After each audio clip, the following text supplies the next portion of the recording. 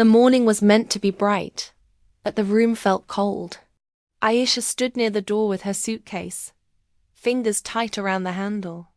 Outside, the city hummed, unaware that something fragile was about to break.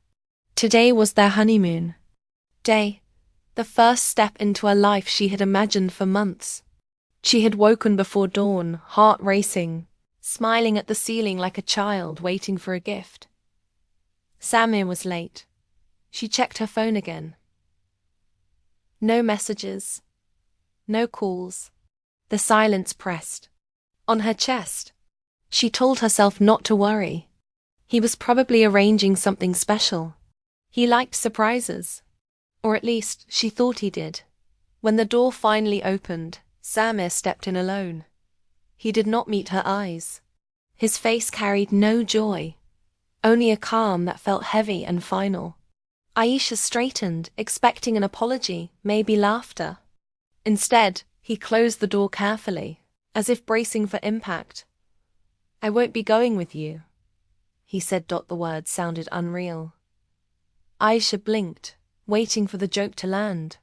She smiled, unsure, and took a step closer. "What do you mean?" Samir looked past her, toward the window. Plans change. Her smile faded. The room seemed to shrink. Changed how? He exhaled slowly, as if explaining something simple to a child. "My mother will go with you. She needs rest. She's been stressed." Aisha's thoughts scattered. Honeymoon. Mother, none of it fit together. "You're saying you won't come?"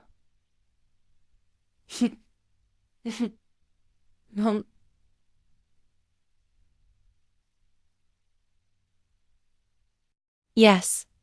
The finality in his voice froze her. She searched his face for doubt, for guilt, for anything human. There was none. Only certainty. "That's not a honeymoon," she said, the words leaving her mouth before she could stop them. Samir frowned. "Don't be dramatic. It's a trip. You can enjoy it. My mother deserves a break." Aisha felt heat rise to her face. "And your wife?" He finally looked at her then, annoyance flickering. "You're my wife. That means understanding." Understanding. The word echoed. She thought of the wedding night, of promises whispered under soft lights. She thought of the future she had painted in her mind, where love meant choosing each other first.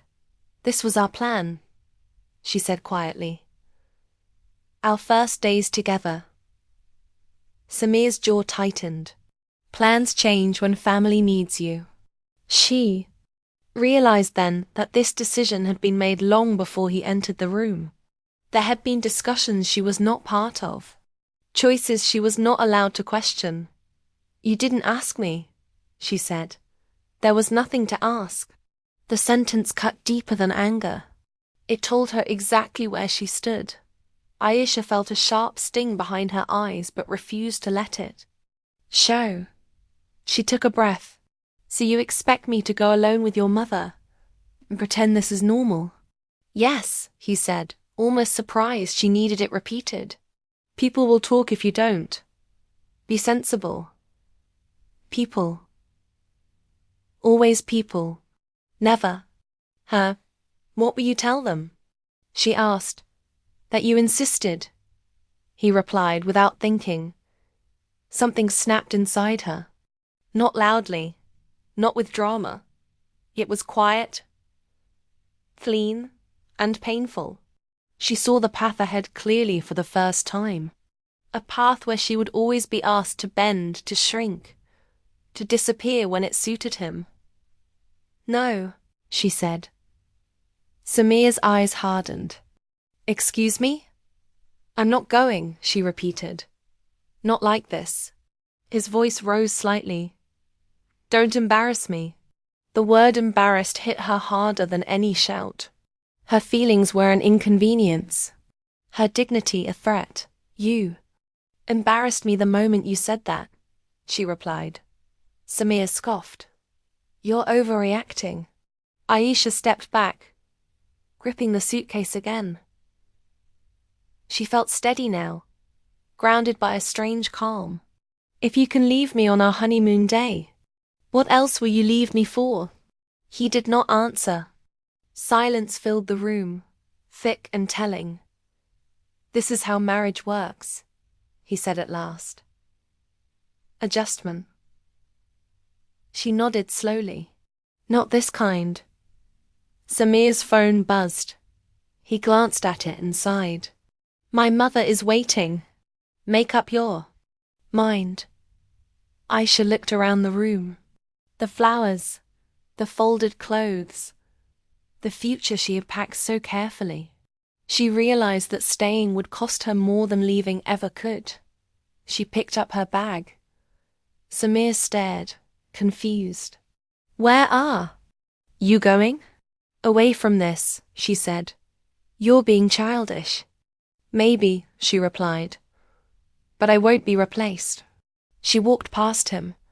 Her legs trembled, but she kept moving. The hallway felt longer than before. Each step echoed with questions she had ignored too long. Behind her, Samir called her. Name once. Not softly. Not with regret. With irritation. She did not turn back. Outside, the air was cool and sharp. Aisha paused, letting it fill her lungs. The city continued as if nothing had happened. Cars passed. People laughed. Life went on. Her phone buzzed. A message from Samir. Short. Cold. We'll talk later. She did not reply. As she walked forward, the pain finally reached her heart. It burned, but it also cleared the fog. She understood now that love without respect was a cage. And cages, no matter how decorated, were still prisons. That morning did not mark the start of her marriage. It marked the beginning of her awakening. Days passed, but Aisha's mind refused to rest. She stayed in the hotel room her husband had booked for her honeymoon, but it felt empty, sterile, like a stage where she was expected to perform a role she had never agreed to. Samir called, occasionally, asking if she was comfortable, each time with a tone that assumed obedience. Each word pricked her like a needle. His calm, collected voice hid the arrogance she could no longer ignore. Aisha began to replay everything. Every conversation with Samir before the wedding. Every subtle moment where he had imposed his will. Every instance where her feelings had been dismissed. At first, she tried to reason with herself. Maybe he didn't mean harm. Maybe it was just a misunderstanding. But the cold clarity of his decision that morning made her realize this wasn't a mistake. This was who he was. He prioritized control over love, tradition over partnership. Her heart ached, but the ache turned into resolve. She refused to be a victim of circumstance. If he could treat her as replaceable, she could reclaim her power. She did not know exactly how, but she knew the first step was to observe, to understand him, to wait. Aisha began documenting everything. She recorded conversations she could, saved every message, noted every moment where his words or actions revealed his true nature. She watched him closely when he visited, noticing the ease with which he justified decisions that hurt her. Samir was clever, articulate, convincing, and she needed to be sharper. Every smile, every excuse, every rationalization became a puzzle. Peace. At night, alone in her room, Aisha's thoughts raced. She imagined confronting him in front of friends, exposing the truth, watching his proud image crumble. She saw the look on his face when everyone realized he had humiliated her publicly, disregarded her feelings, and thought he could control her like a prop in his story. The idea thrilled her. Yet, alongside the thrill, a whisper of doubt lingered. Was revenge worth it? Could she truly hurt him without losing herself? She remembered the quiet dignity she had felt the morning she left him. That calm, steady breath of independence was precious. She did not want to trade it for anger, for satisfaction that faded in hours. But the fire of injustice burned stronger. She had been replaced on what should have been the happiest day of her life. She could not forget it. The hotel became her base. She planned silently. Every outing, every phone call, every social encounter was an opportunity to observe, to learn, to gather leverage. She did not act hastily. She waited for the right moment, the moment where power could shift without her losing her moral ground. She watched how Samir spoke of her absence, how he justified his actions to relatives and friends. Each word revealed his arrogance. Each sentence showed how little he truly valued her. At the same time, she studied herself. The betrayal had left a scar, yes, but it had also awakened something inside her. Strength, independence, clarity. She wrote down her feelings, not for anyone to read, but to anchor herself. The more she reflected, the more she realized that her ultimate revenge might not be public humiliation. It might be something far more powerful: refusal to play his game. Samir, oblivious, continued with his life. He praised patience and understanding, assuming Aisha's silence was acceptance. He believed that the wound had healed, that she was submissive, that she was not. Every time he dismissed her, the spark of her strategy grew brighter. She imagined him facing the consequences of his choices, not because she was cruel, but because she refused to be invisible. Sleep became difficult. Her mind raced with what-ifs and how-to scenarios. She envisioned conversations where she revealed the truth calmly, methodically, and let the reactions unfold naturally. She imagined the shock on his mother's face when she realized her son had mistreated his wife. She imagined relatives whispering behind his back, piecing together what had happened. She imagined Samir's pride shattering, not violently, but quietly, like a mirror cracking in the sunlight. Even so, Aisha wrestled with morality. She did not want revenge to transform her into someone she hated. She refused to lash out in anger, refused to stoop to the level of humiliation he had forced upon her. The plan had to be intelligent, measured, and precise. She would strike at the core: dignity, perception, and the truth. Friends noticed the change in her. She was no longer the eager, nervous bride. She carried herself with a new aura, calm, collected, almost untouchable. That quiet confidence made Samir uneasy, though he could not pinpoint why. He sensed the tension but dismissed it, assuming time had softened the impact of that fateful morning. But Aisha had grown. She was no longer reacting. She was strategizing. Every day she revisited her memory of the betrayal. The words, the tone, the disregard. She painted them clearly in her mind, not to linger in sorrow, but to fuel her resolve. Each detail became a thread she could later pull. She began to understand the power of truth over anger, patience over impulse, observation over rash action. She realized that revenge was not about immediate satisfaction. It was about reclaiming control, redefining the narrative, and ensuring that injustice did not go unanswered. Weeks passed. Aisha's strategy solidified. She did not need to confront him in anger. She did not need to shout. Her weapon would be subtle, precise, and unavoidable. Every plan she crafted honored her sense of self. She would not harm herself in the pursuit of revenge. She would let reality, her dignity, and the careful presentation of truth serve as the instruments of justice. In quiet moments, she felt doubt creep in. Could she carry this out without bitterness poisoning her heart? Could she walk the fine line between cleverness and cruelty? Each night she told herself yes.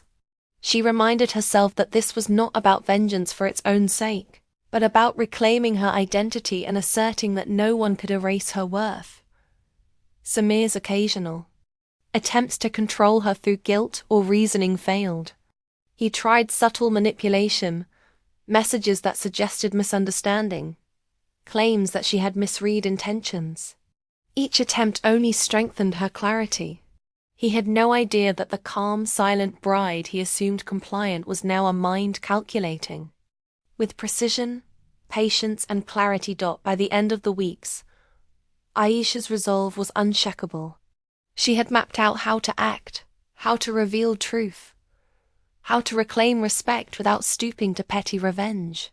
She had observed, recorded, planned, and grown stronger. Samir remained blind to the transformation, believing everything was under his control. She knew the moment of reckoning was near. She could sense it, feel it approaching like a storm building on the horizon. The time would come when she could act, when she could face him with the full weight of truth and let consequences unfold naturally.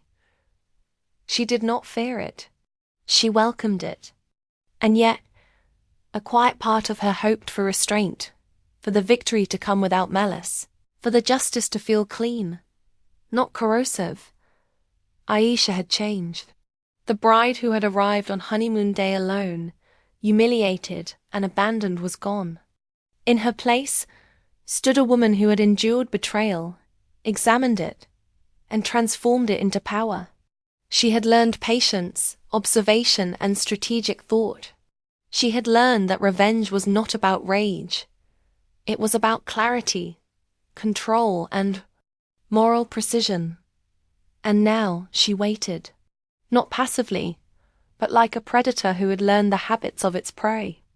The stage was set, the plan refined, the moment inevitable.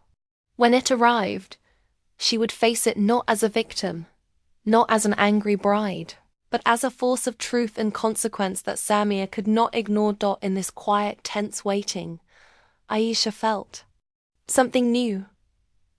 Anticipation, not for vengeance, but for justice measured, for dignity restored, for her life reclaimed. The honeymoon had been stolen, but her resolve had been forged. And soon, the world would see that no betrayal, however shocking, could erase the strength she now carried. Weeks of planning, watching, and understanding had led Aisha to this moment. The family gathering was lavish, bright, and full of chatter, but she felt a quiet calm settle over her. She knew the room would be her stage, but this time, she held the script. Samir walked beside her, confident, smug even, believing that his control over the narrative had been absolute.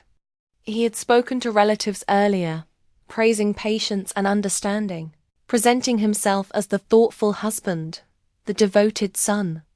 In his mind, all wounds had healed, and the bride's silence meant compliance.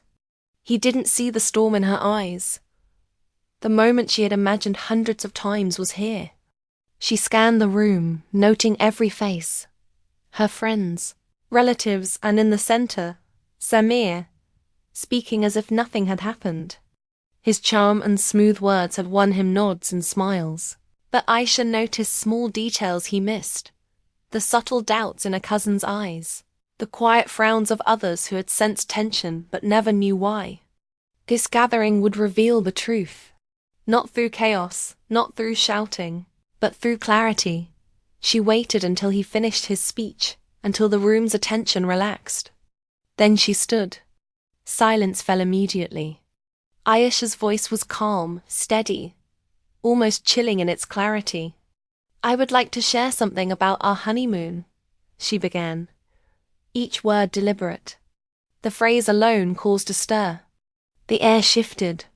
Samir's confident smile faltered slightly. She spoke clearly, recounting the day, the demand, the betrayal. She did not exaggerate. She did not shout. She told the truth simply. The moment he refused to go with her, sending his mother instead, the way he justified it, and the way he assumed her obedience. Every detail was precise, every emotion controlled. She wanted the room to understand, not to attack him, but to see reality as it happened. Gasps filled pockets of the room. Relatives looked between each other, whispering quietly.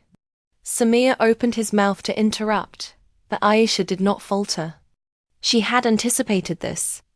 She continued, describing the emotional impact, the humiliation, the disregard for her feelings.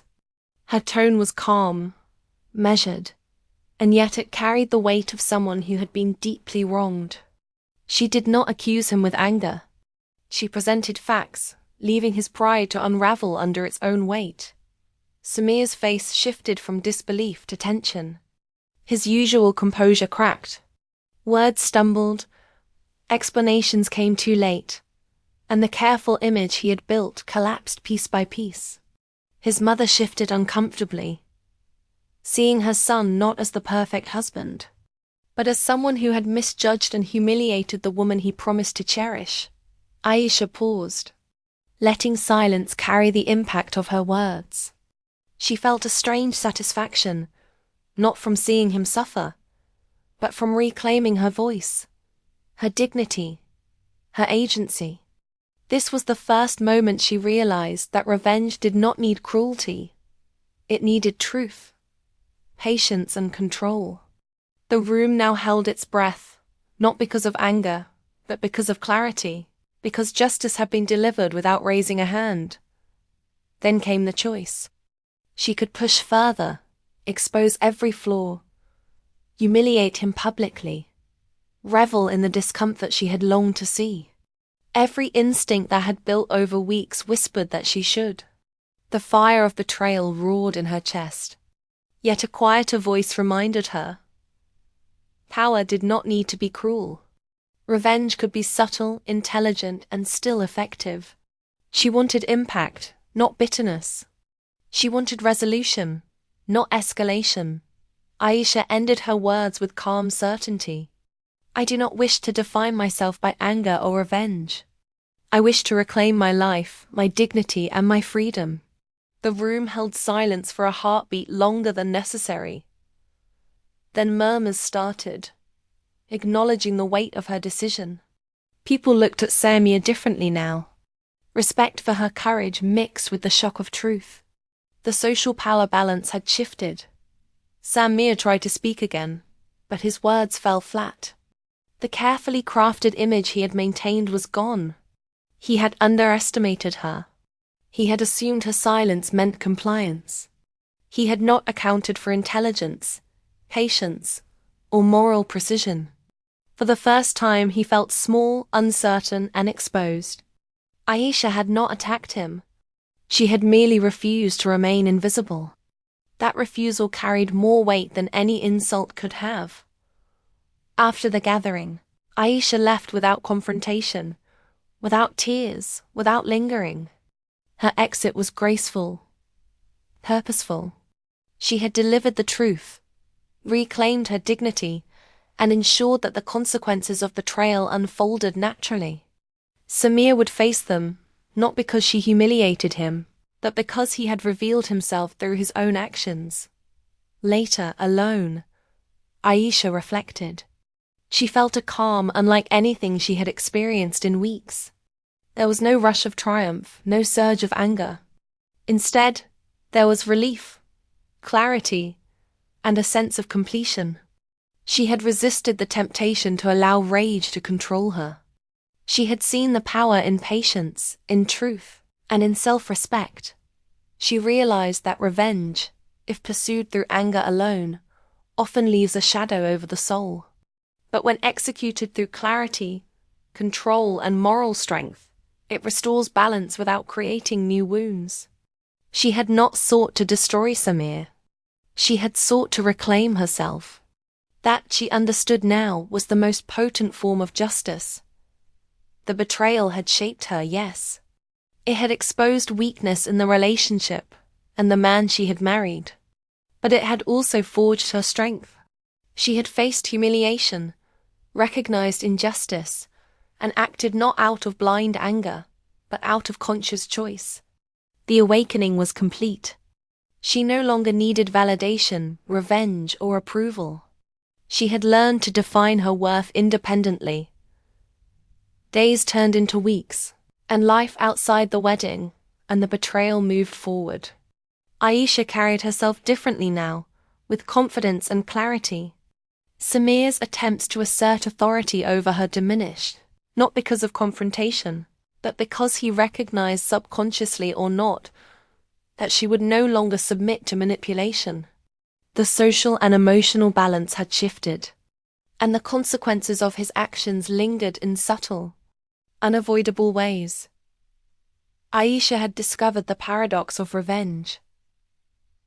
The most satisfying justice often comes not from punishment, but from withdrawal and moral strength. By choosing not to become what had harmed her, she reclaimed power far beyond the fleeting satisfaction of humiliation. Her dignity was intact, her mind clear, and her heart free. In the end, the betrayal did not define her. The betrayal had existed, undeniable and painful, but it had become a catalyst. It forced her to recognize who she was, what she deserved, and how she could navigate injustice with precision and self-respect. Her story was no longer about heartbreak or humiliation. It was about awakening, strategy, and the quiet, unassailable power of truth. Aisha walked forward, not into vengeance, but into freedom. She understood finally that power and dignity are intertwined, and that the deepest satisfaction comes from standing firmly in one's own truth, leaving the past behind without bitterness. She had been betrayed, yes, but she had emerged stronger, wiser, and wholly herself. Her journey had begun with abandonment on the honeymoon day, with betrayal that cut deep, but it ended with reclamation of her voice, her agency, and her life. The storm of revenge had been tempered by clarity, and in that calm, she found a peace no act of vengeance alone could ever provide.